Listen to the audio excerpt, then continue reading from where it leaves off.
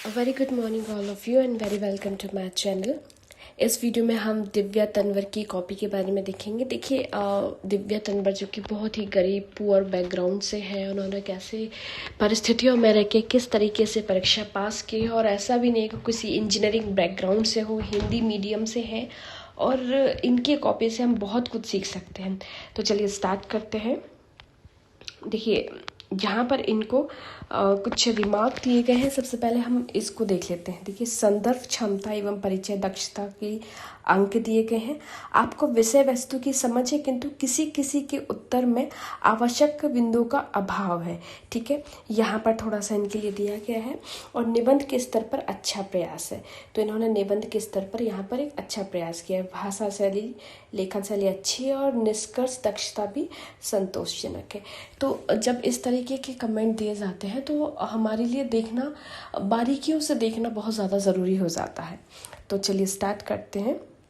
देखिए यहाँ पर एक क्वेश्चन नहीं दिया गया है, तो हम इसी को आंसर से देखकर थोड़ा सा अंदाज़ा लगाएंगे कि इन्होंने किस क्वेश्चन का या किस तरीके के आंसर का। तो इसके लिए हम क्या करेंगे, सबसे पहले कंक्लूजन देख लेंगे। तो निश्चित ही साहित्य के क्षेत्र में उच्च मानक को प्रदर्शित करती है। तो प्रयाग प्रशस्ति के बारे में यहाँ पर बताया गया है और इनको 4.5 मार्क्स मिले हैं। तो चलिए स्टार्ट करते हैं। देखिए प्रयाग प्रशस्ति के बारे में बताना है यहाँ पर। तो गुप्त काल से संबंधित है। ठीक है, तो प्राचीन भारत के इतिहास में गुप्त काल को स्वर्ण युग कहा जाता है। निश्चित ही उनकी कला और विभिन्न क्षेत्रों में अभूतपूर्व विकास को देखते हुए संज्ञा दी जाती है।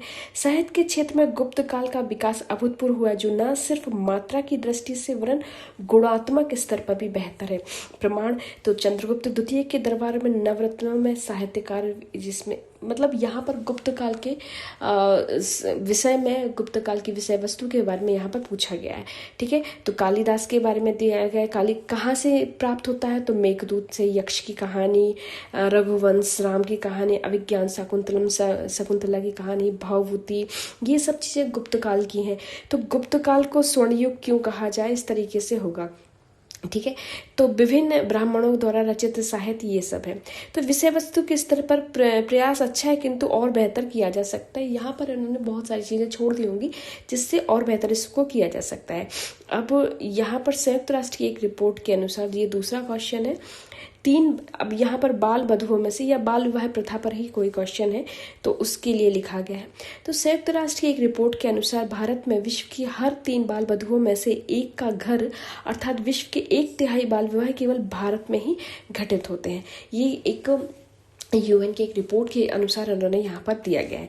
लेकिन बाल विवाह को समाप्त करने हेतु निश्चित ही भारत सरकार व विभिन्न राज्यों ने कदम उठाए तथा सतत विकास के लक्ष्य 3 और लक्ष्य 5, यहाँ पर हमें जितने भी SDG गोल्स हैं सबको याद करना बहुत ज़रूरी है, को प्राप्त करने हेतु प्रतिबद्ध है। भारत में बाल विवाह के लिए जिम्मेदार कौन कौन से कारक हैं, देखिए निरक्षरता, गरीबी, दहेज प्रथा, नारी सशक्तिकरण, जागरूक राजनीतिक इच्छा शक्ति कम, लैंगिक महिलाओं में, इस तरीके से। फिर इन्होंने इस तरीके से एक चार्ट किया है। प्रस्तुतिकरण पर थोड़ा सा ध्यान दें, इन्होंने जो इस तरीके से गोल गोल ये बना दिया है। देखा जाए तो उतना अच्छा नहीं लग रहा है, बट फिर भी अगर आप इसको और अपनी तरीके से बेहतर कर सकते हैं तो आप प्लीज़ इसको और अच्छे से बेहतर कीजिएगा। ठीक है, अब इनको क्या है कि अब जानकारी तो इनको ठीक है, अच्छी है, पर थोड़ा सा प्रस्तुतिकरण इनका अच्छा नहीं रहा, तो इसलिए इनको 4.5 मार्क्स यहाँ पर दिए गए हैं। ठीक है, अब तीसरा क्वेश्चन है। इस उद्धरण के माध्यम से विद्वान यह कहना चाहते हैं कि किसी भी व्यक्ति को उत्साह की प्रवृत्ति को देखने को मिल जाती है, लेकिन सहन शक्ति की प्रवृत्ति समाज में बदली ही मिलती है। हम इस उदाहरण के माध्यम से यह समझ सकते हैं कि जिस प्रकार महात्मा गांधी ने स्वतंत्रता आंदोलन में इसी भाव का इस्तेमाल किया और असहयोग आंदोलन की शुरुआत में जनता की भागीदारी अभूतपूर्व थी, लेकिन चौरी घटना के बाद गांधी जी ने आंदोलन वापस लेने को समर्थन नहीं मिला, क्योंकि शायद सहन शक्ति दुर्लभ होती है। एक लंबे समय तक अंग्रेजों से मुकाबला करते हुए उनके शोषण सहने की शक्ति भी दुर्लभ कही जा सकती है। किसी भी कार्य को शुरू करने का उत्साह लगभग प्रत्येक व्यक्ति में मिल जाएगा, लेकिन उस कार्य की तमाम बाधाओं को पार करते हुए, उन मुसीबतों व उन समस्याओं को सहन करते हुए एक अंतिम लक्ष्य तक पहुंचना हर जगह दर्शनीय नहीं है। इसी प्रकार अंबेडकर जी द्वारा अपने अपमान को, शोषण व वंचितता को सहते हुए भारत के संविधान निर्माण के रूप में उभरना उनकी एक दुर्लभ सहन शक्ति को ही प्रदर्शित करता है। यहाँ पर इन्होंने बहुत अच्छा लिखा है, इसलिए इनको 5 मार्क्स दिए गए हैं। और इसमें इनको भी यहाँ पर भी दिया गया है कि अच्छा है, आपको विषय वस्तु के बारे में भी अच्छी जानकारी है, और उनको काफ़ी अच्छे मार्क्स भी यहाँ पर दिए गए हैं। नेक्स्ट हम बात करें, जनसंख्या में लगातार वृद्धि भारत के लिए एक विचारणीय विषय रहा है। ऐसा नहीं है कि सरकारों द्वारा उपाय नहीं किए गए हैं, परंतु यह मुद्दा एक सामाजिक आर्थिक मुद्दा है व इससे निपटने के लिए समग्र बहुआयामी रणनीति की आवश्यकता है। भारत में अधिक गरीबी, अधिक बड़ा परिवार एक संपत्ति एसेट होता है। ठीक है, जो सामाजिक मुद्दे कौन कौन से, लड़की की चाहत में लैंगिक विषमता, तो यहाँ पर उन्होंने लैंगिक विषमता के बारे में लिखा हुआ है, पर थोड़ा सा अगर ये अपने प्रस्तुतिकरण पर ध्यान देते तो यहाँ पर इनको और अच्छे मार्क्स मिल सकते थे। इनकी कॉपी देखने के बाद हमें ये एहसास होता है कि इनको नॉलेज तो बहुत है, पर थोड़ा सा देखिए यहाँ पर इनको कमेंट भी मिला है कि विषय वस्तु के बारे में नॉलेज तो अच्छी है, पर थोड़ा सा कहा जाए कि प्रेजेंटेशन थोड़ा और अच्छा ये कर सकती थी। वैसे ऑल ओवर बहुत अच्छा है। ठीक है, तो इनके वीडियो से, इस वीडियो से, इस तरीके की कॉपी से आप अपने में, अगर आप भी इस तरीके का प्रेजेंटेशन रखते हैं या कुछ रखते हैं, या आपके थोड़े नॉलेज की कमी है, तो थोड़ा आप सुधार कर सकते हैं। हर जगह इन्होंने देखिए SDG गोल्स को शामिल किया है।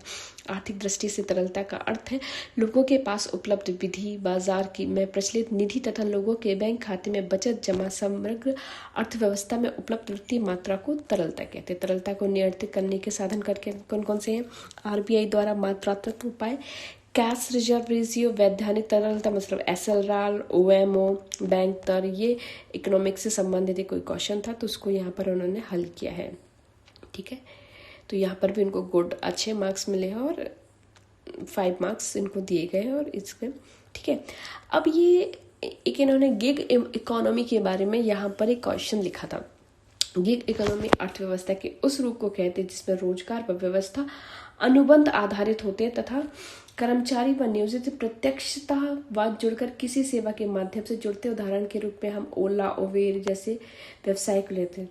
ठीक है, तो अब इसमें इनको थोड़ा सा गिग इकोनॉमी की चुनौती इन्होंने यहाँ पर दी गई है।